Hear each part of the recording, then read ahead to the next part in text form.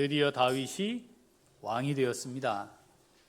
참 쉽지 않은 시간들을 오랜 기간 보냈습니다.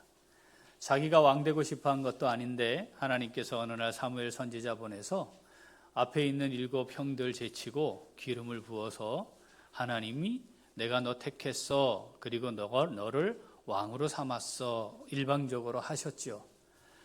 그 이후부터 하나님께서 왕이 되도록 그 길을 평탄하게 하셨으면 참 좋았을 것 같은데 오히려 사울 왕의 미움을 받았고 적대감을 갖게 되어서 그 사울 왕에 의해 죽음의 위협을 매일 만나며 사는 고통의 시간들도 거치게 되었습니다.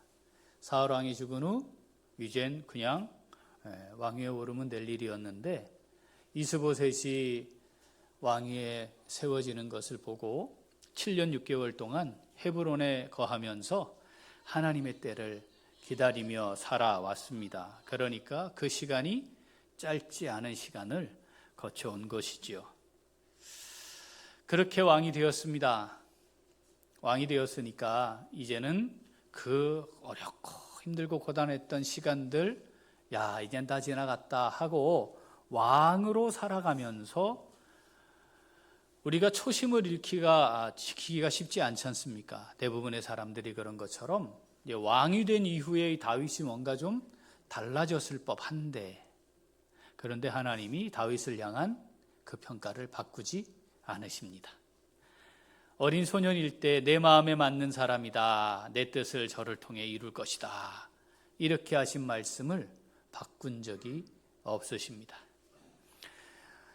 왕이 끝난 이후 하나님께로 돌아갔습니다. 그리고 나면 이제 다윗의 삶이 끝났다 이렇게 할 수 있을 텐데, 다윗이 하나님께로 돌아간 이후 하나님은 역사 가운데 일어났던 왕들을 평가할 때 다윗과 같았다, 다윗과 같지 않았다로 그 왕에 대한 평가를 아주 단순하고 명확하게 하시는 것을 보게 됩니다. 그리고 복음이 증거되는 그 과정에 다윗이 여전히 하나님 마음에 맞는 사람이었다 말씀하시죠. 왕이 되기 전과 왕이 된 이후에도 하나님의 그 평가가 변하지 않은 다윗의 삶, 하나님 마음에 맞는 사람의 삶의 모습은 어떨까? 우리는 몇 번에 걸쳐서 왕으로 있었던 다윗이 하나님 마음에 맞는 사람으로 살았던 그 마음이 어떠한지 우리가 함께 살피면서 하나님의 음성을 함께 듣고자 합니다. 자, 하나님 마음에 맞는 삶, 왕이 된 다윗을 통해 보여준 삶의 그 모습은 어떤 것일까요? 자, 첫째,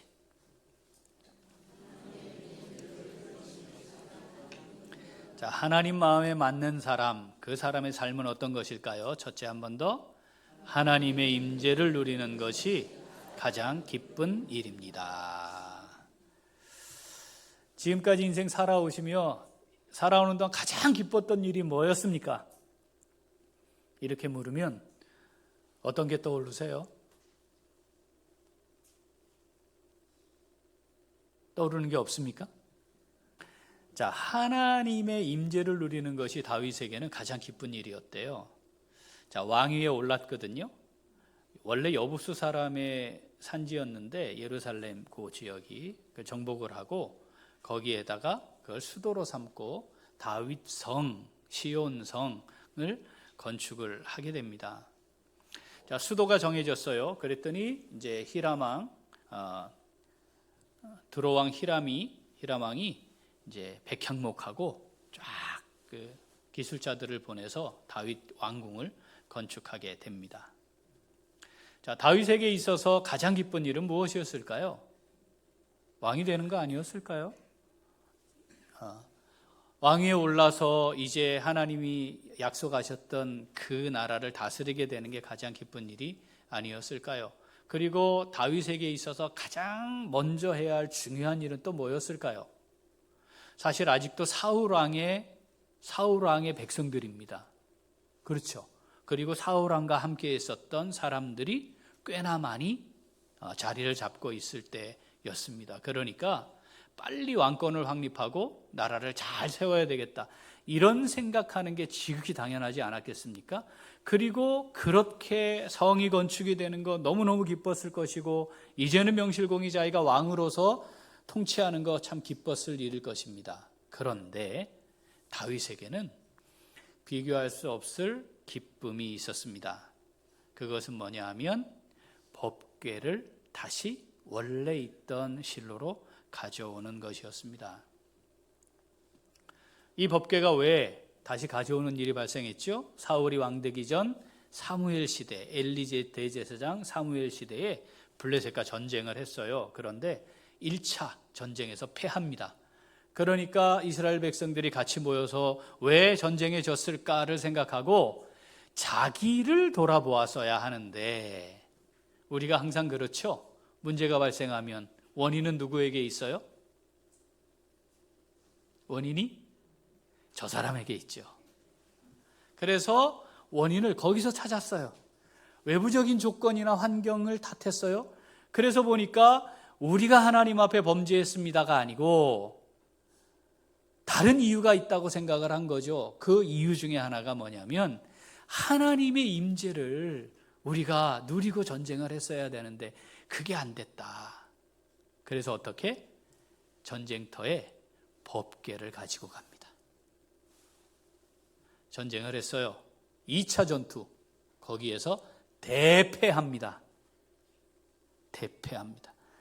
병사들 3만 명이나 죽습니다. 이건 거의 전멸당했다라고 해도 과언이 아닐 정도의 패배예요. 그리고 그 법궤를 빼앗겼습니다. 자, 기세등등한 블레셋, 자기들이 믿고 있는 다곤 신전에다 그 법궤를 갖다 놓았습니다. 그 다음날 어떻게 됐죠? 그 다음날 보니까 그 신상이 법궤 앞에 엎드려져 있었습니다. 그 다음에는 목이 잘리고 손목이 잘린 채로 있는 걸 보게 됩니다. 겁을 먹었습니다. 이게 웬일이냐? 그래서 그 법궤를 옮기려 합니다. 블레셋 사람들에게는 독종이 생겨요. 독종이 뭐냐면 지금으로 표현하자면 악성종양 뭐 이런 거예요. 그게 암인지 그건 알 수 없지만 하여튼 종양인데 이게 악성종양인 거죠. 그것이 백성들에게 막 일어나고 하니까 신속하게 옮겨야 되겠다 싶어 그걸 몇 개의 도시로 법궤를 옮겨 다니는데 옮겨가는 곳마다 재앙이 찾아옵니다.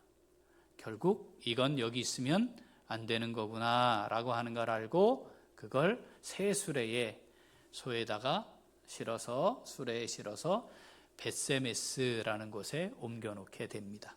요건 아시죠? 거기에 있었던 법궤를 이제 원래의 자리로 옮기게 되는 것입니다. 얼마나 좋았을까요? 얼마나 기뻤을까요? 자, 사무엘하 6장 13절부터 읽어보겠습니다. 여호와의 궤를 맨 사람들이 6걸음을 가매 다윗이 소와 살진 송아지로 제사를 드리고 다윗이 여호와 앞에서 힘을 다하여 춤을 추는데 그때에 다윗이 배 에봇을 입었더라. 다윗과 온 이스라엘 족속이 즐거이 환호하며 나팔을 불고 여호와의 궤를 메어 오니라. 아멘. 다윗이 얼마나 좋았던지 6걸음을 옮기자마자 거기서 하나님께 제사를 드리고 힘을 다해 춤을 추었답니다. 여기에는 이렇게만 기록이 되어 있는데 이후에 아내 미갈이 다윗을 막 뭐라 하지 않습니까? 어떻게 채통머리도 없이 그 옷이 다 벗겨지는 줄도 모르고 속살을 다 드러내고 거기서 그러고 있냐고 뭐 이런 얘기 하잖아, 아시죠? 그것을 볼 때 당시 춤을 출 때 이 배 에봇이 다 벗겨져 있었는데도 그것도 알지 못한 채 춤을 춘 것으로 확인이 됩니다. 뭘 의미하죠? 너무너무 좋았다는 겁니다. 지금 온매무새를 다시 이렇게 하는 것조차 생각할 수 없을 정도로 좋았다는 겁니다. 무엇이 의미인가요? 왜 이렇게 좋은 것일까요? 하나님이 우리와 함께 하신다는 거였습니다. 내가 하나님의 임재 앞에 있게 되었다는 것입니다. 하나님이 나와 함께 하시고 이제는 내가 하나님을 따라 살아가는 자가, 동행하는 자가 되었다는 것에 대한 기쁨이었습니다.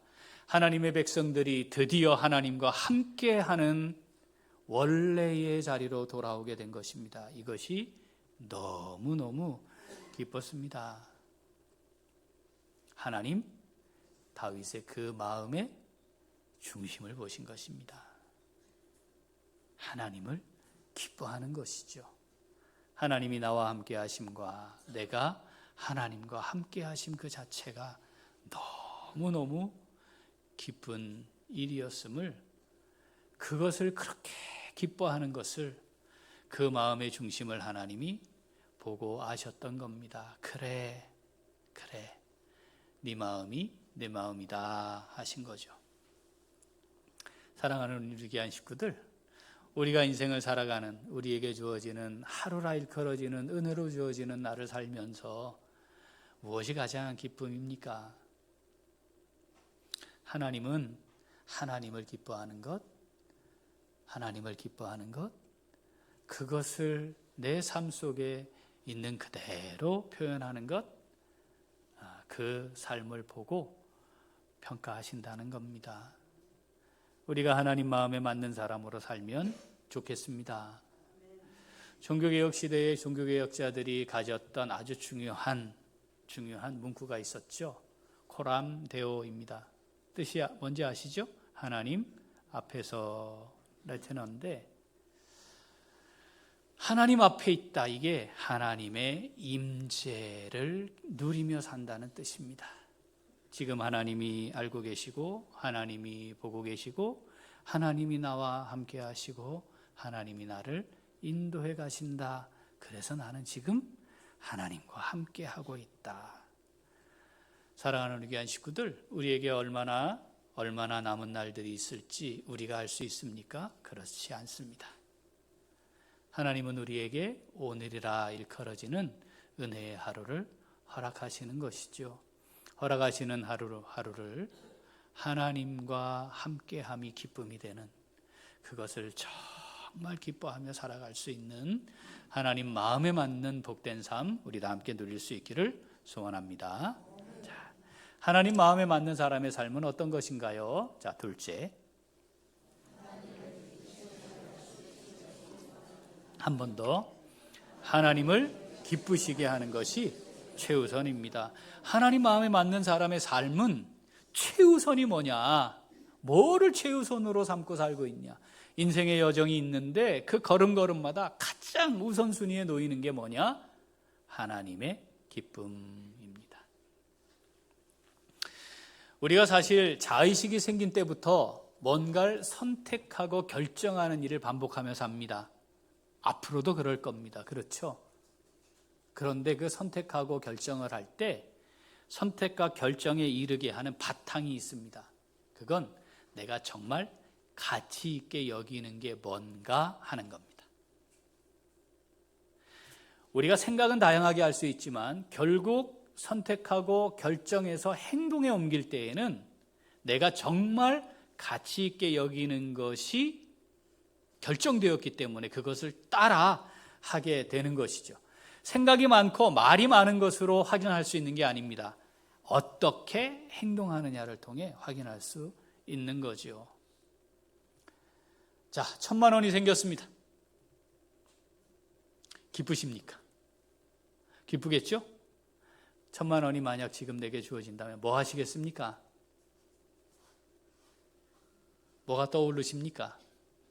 그것을 어떻게 쓸까를 결정할 때 그 결정의 바탕은 내가 제일 중요하고 가치 있게 여기는 것이 될 겁니다. 저거 비싸가지고 저 학원 보냈으면 조금 더 성적이 오를 수 있었는데 학원 보내야 되겠다, 이걸로 이렇게 결정한다면 그게 가장 중요하고 가치 있는 우선순위에 놓여 있는 거죠. 이걸로 고금리 이자 나가는 거 막자, 그러면 그걸 막는 게 가장 중요하고 가치 있는 일일 것입니다. 평소에 하지 못했는데 마음만 있었는데 이번 기회에 가족여행 한번 가야 되겠다, 그게 가장 중요하고 가치 있는 일이 되는 거겠죠. 하나님이 우리에게 주신 오늘이라 일컬어지는 하루를 살아가는 동안 시간의 최우선 순위에 무엇을 두는가, 내가 돈을 어디에 쓰고자 우선순위에 두는가를 보면 내가 인생을 살아가며 가장 중요하고 가치 있게 여기는 것, 최우선 순위에 놓이는 것이 무엇인지 정확하게 파악하게 됩니다. 내 인생의 최우선 순위는 무엇입니까? 다윗은 하나님을 기쁘시게 하는 게 최우선 순위였습니다. 얼마나 힘들고 어려운 과정을 거쳐왔습니까? 이제 왕이 되었고 왕궁도 지어졌고 나라는 안정되었어요. 하나님께서 선언하신 바도 이제는 평안하게, 이제는 내가 왕으로서 이 일을 이제 하기만 하면 되는 때가 되었다, 이렇게 말합니다. 자, 오늘 본문 사무엘하 7장 1절 읽어보죠. 여호와께서 주위의 모든 원수를 무찌르사 왕으로 궁에 평안히 살게 하신 때에, 이제 그런 때가 됐단 말이에요. 2절 읽죠. 왕이 선지자 나단에게 이르되 볼지어다 나는 백향목 궁에 살거늘 하나님의 궤는 휘장 가운데에 있도다. 아멘. 하나님께서 자, 너 왕으로 내가 세웠는데 다 제거했다. 이제 장애물도 없으니 평안히 왕으로서 이 나라를 잘 통치하거라. 이런 상황 다 만들어 주셨다는 거예요. 그러면 이제 거기에 올인하면 되잖아요. 사실은 얼마나 고단한 어려운 왕이 된 이후에도 그 과정이 있었는지 우리 잘 알지 않습니까? 그러면 될 건데 다윗에게는 최우선 순위가 있었어요. 아까 말한 것처럼 하나님의 임재가 가장 기쁜 일이었던 것처럼 나는 이 좋은 궁에 살고 있는데 하나님의 궤는 천막에 있다. 이게 보인 겁니다. 그리고 성전을 지어야 되겠다라고 결정합니다. 40년 치세 동안 사실 다윗이 한 일이 뭐냐 꼽으라 하면 이 성전을 짓기 위해 모든 걸 다 초점을 맞추었다 할 수 있습니다.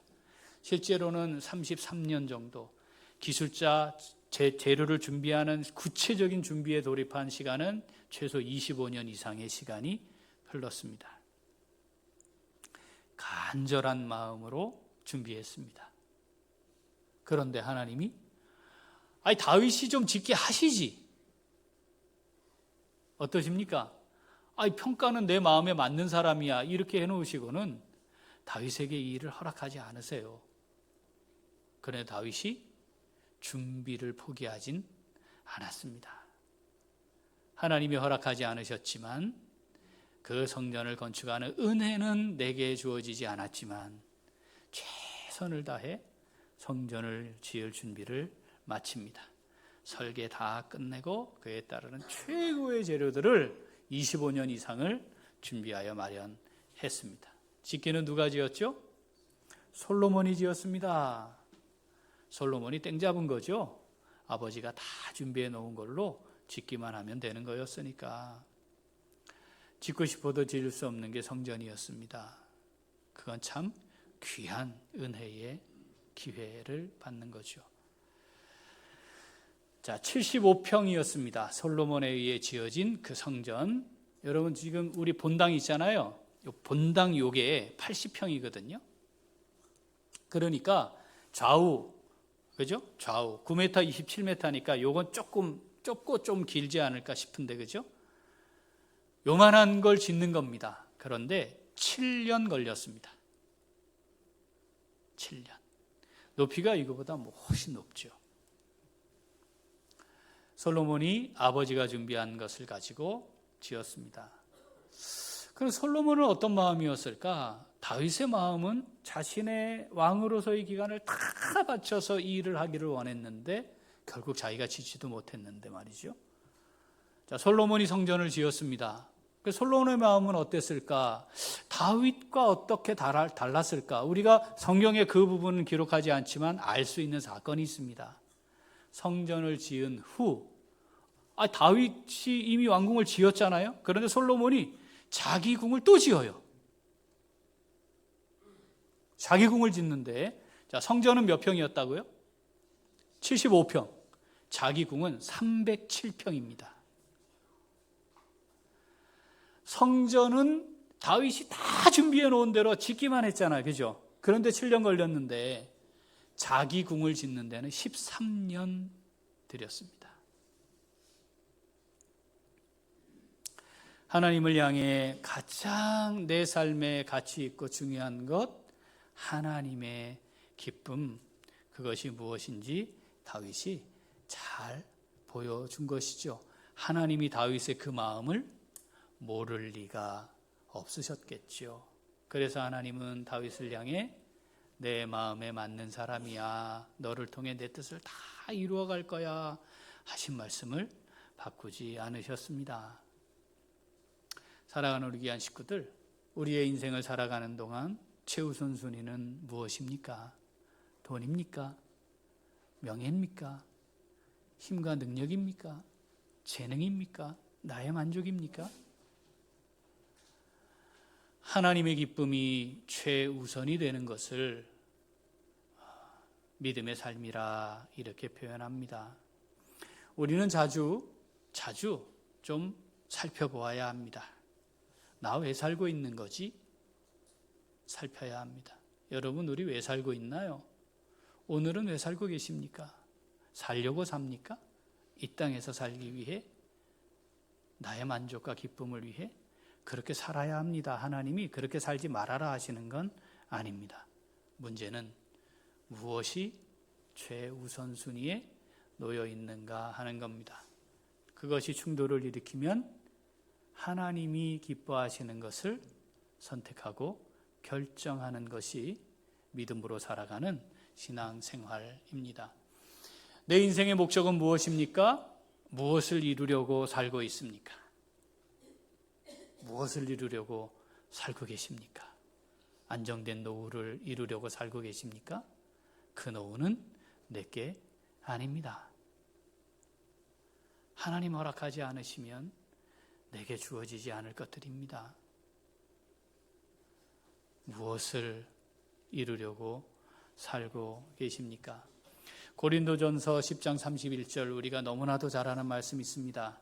먹든지 마시든지 무엇을 하든지 다 하나님의 영광을 위해서 해야 한다입니다. 하나님의 말씀으로 돌이켰던 종교개혁의 원리도 오직 하나님의 영광을 위하여였습니다. 우리가 잘 아는 신앙의 근간이 되는 대소요리문답 첫 번째 질문, 사람이 창조된 제1목적이 무엇입니까? 답은 하나님을 영화롭게 하고 영원토록 하나님을 즐거워하는 것입니다. 같이 해볼까요? 하나님을 영화롭게 하고 하나님을 영원토록 즐거워하는 것입니다. 그것이 삶의 이유고 삶의 목적이어야 한다는 것을 우리는 첫 번째 질문의 답으로 하고 사는 사람들입니다. 사랑하는 우리 귀한 식구들, 많은 것들을 우리는 생각하고 결정해서 선택하고 살아가게 됩니다. 모든 것이 다 가하죠. 그런데 모든 것이 다 유익하거나 덕이 되는 건 아님을 우리 기억해야 합니다. 하고 싶은 것이 이루어지는 것 기쁘고 좋은 일입니다. 그런데 그것이 하나님을 기쁘시게 하는 것인가는 꼭 살펴야 합니다. 이 땅을 살아가는 동안 내가 원하는 대로 되는 것이 형통한 삶을 사는 게 아니고 하나님을 기쁘시게 해드리는 삶을 사는 것이 참된 형통의 삶을 살아가는 것임을 우리 꼭 기억하면 좋겠습니다. 하나님이 우리를 왜 이 자리까지 인도하셨을까요? 왜 여기에 있게 하셨을까요? 왜 주님의 몸인 교회의 지체가 되게 하셨을까요? 하나님 영광 받고 싶어서입니다. 하나님으로 인해 정말 즐거워하는 인생을 살게 하기 위한 것이었습니다. 사랑하는 우리 귀한 식구들, 하나님을 영화롭게 하며 영원토록 하나님을 즐거워하는 복된 믿음의 삶을 살면 좋겠습니다. 다윗의 마음의 중심이 그러했습니다. 제가 2008년 3월 31일 공동의회에서 담임 목사로 청빙받았습니다. 그래서 제가 4월 1일에 울산으로 내려왔습니다. 지금까지 담임 목사로 이 자리에 서서 우리가 함께 말씀도 나누고 주님의 몸을 세워가고 있습니다. 제가 여기에 선 이유 뭘까요? 우리 교회를 주님의 교회로 잘 세우는 겁니다. 제게 허물도 있고 실수도 있고 문제도 있었습니다. 그런데 한 가지 중요한 것, 우리 교회를 주님의 몸된 교회로 잘 세우자. 그것을 위해 최선을 다하여 살아온 삶은 제 마음의 중심입니다. 제가 몇 번이나 때려쳐야 되겠다 생각했을까요? 그런 생각 있지 않았겠어요? 몇 번이나 그랬을까요? 셀 수 없을 만큼 많았습니다. 제가 말씀드렸지만 하나님 내일 아침에 눈 안 떴으면 좋겠어요. 그렇게 기도하고 잠든 날이 아주 많았습니다.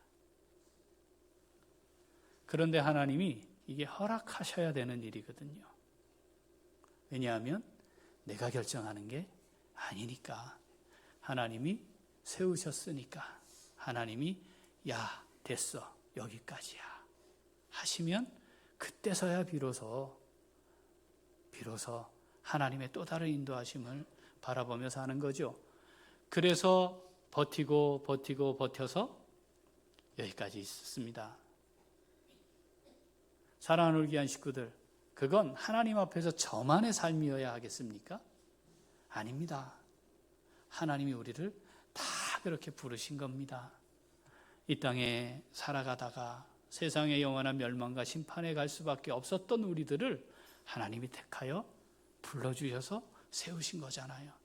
그리고 하나님 우리를 향해 말씀하신 거잖아요. 야, 너를 통해 내 뜻을 이루어가고 싶어. 힘들죠. 고단하죠. 고통스럽죠. 언제든 벗어나고 싶은 충동이 일어나기도 합니다. 사랑하는 우리 귀한 식구들, 우리 그런 거 경험하면서 여기까지 온 것 아니겠습니까? 붙듭시다.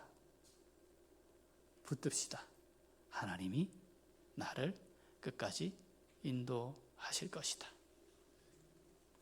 여기까지 인도하셨던 것처럼 앞으로도 하나님이 나를 인도하실 것이다.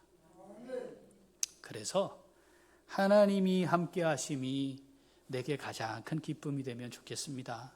내가 하나님과 함께 하고 있음이 가장 큰 즐거움이 되면 좋겠습니다.